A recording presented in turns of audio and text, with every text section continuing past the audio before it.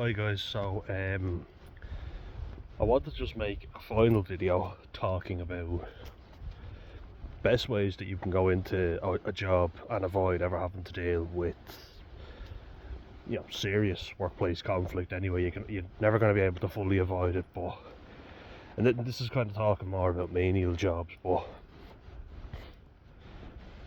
it's just a few tips if possible. I know it's not always possible.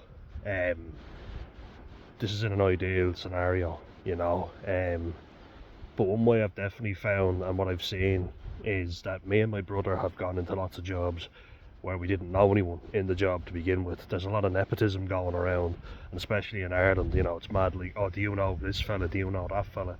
And if you do, it's kind of more comfortable, because if you know someone, naturally it's easier, isn't it? But if you don't, then they have their little clique, they have their little mob formed, and it's harder for you to break in. But also, if there's a dispute, the person who knows the other person, their side's going to be taken over yours.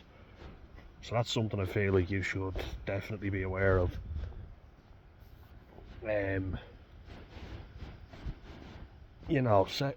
Secondly, I would say, if you get a bad feel for the place in the first couple of days, maybe try something else. You don't have to stick it out, if you have done an induction and all that, well,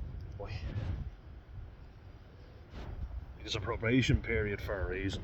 It's not just for the employers, it's for the employees as well. I made that mistake too many times.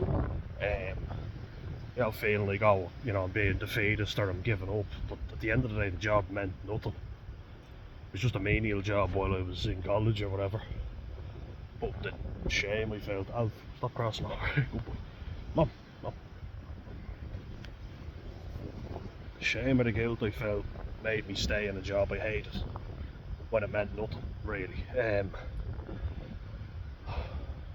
Also, start off basically setting ground rules, you know what I mean?